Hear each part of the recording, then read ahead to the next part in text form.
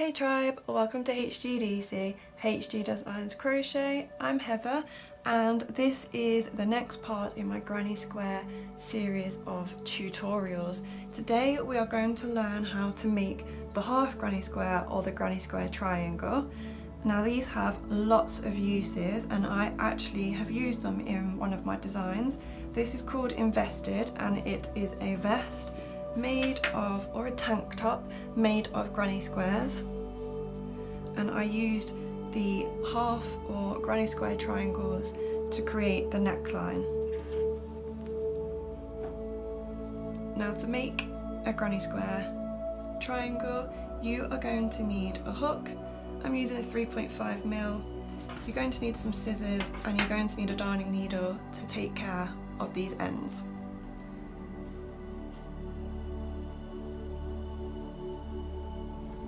You're also going to need some yarn. I like to change my colours at the end of each round, so I've got 3 different colours.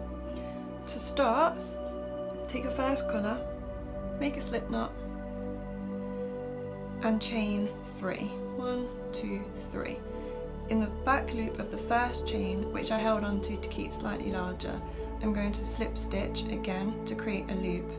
Chain 3, and this is your first stitch. If you are using UK terminology, then that's your first treble. If you're using US terminology, that is your first double. You then want to place 3 trebles or doubles into your center loop, which means you've got 4 in total. Chain 2, and then place 4 trebles or doubles into your center loop. Now this completely breaks the rule of 3 that always takes place in the granny square, but you need to place 4 because we're not going around and around, we're turning back on ourselves. So your center first round will look like this: 4 trebles with a chain 2. This becomes your corner in effect, the top of the pyramid of the triangle. I'm going to snip my yarn here just to keep that out of the way,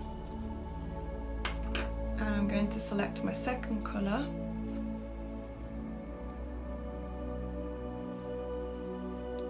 slip stitch to join, and then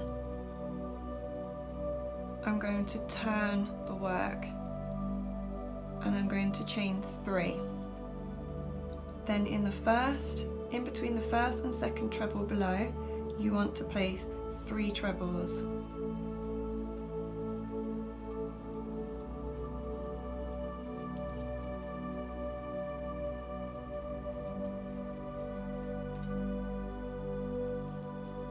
Which then looks like this.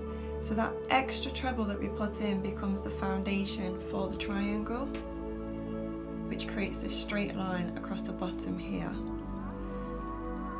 Next, you're going to place a corner as you would do on a regular granny square, which is 3 trebles or 3 doubles separated by 2 chains, and then 3 more trebles or 3 more doubles. Having done that, you then want to place 4 trebles in between the last and second but last treble or double.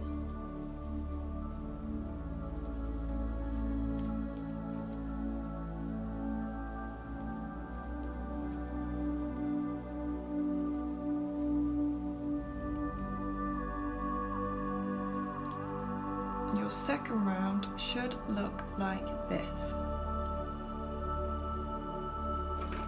I'm going to snip my yarn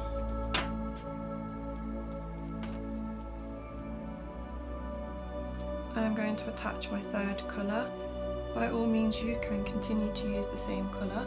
Slip stitch to join, and then I'm going to turn the work, chain 3 once again, and then between the first and second treble I'm going to place 3 treble or 3 double.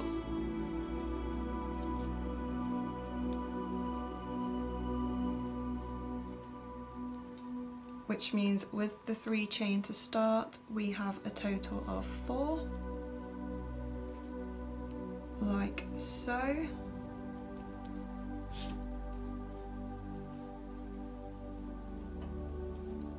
Place 3 treble or 3 double in the next gap,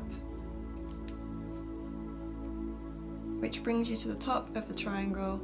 So you want to create a corner, which is 3 trebles or 3 doubles separated by 2 chains, and then 3 trebles or 3 doubles once again, all in the same space.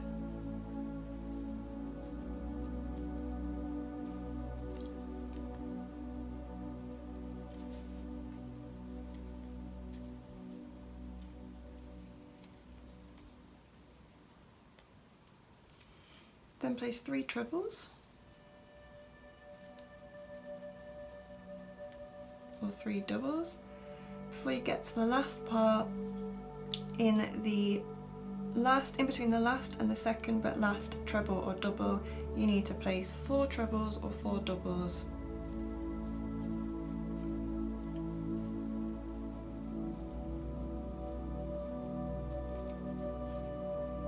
And then I place a slip stitch in between the last treble or double to secure the yarn as it's my final round.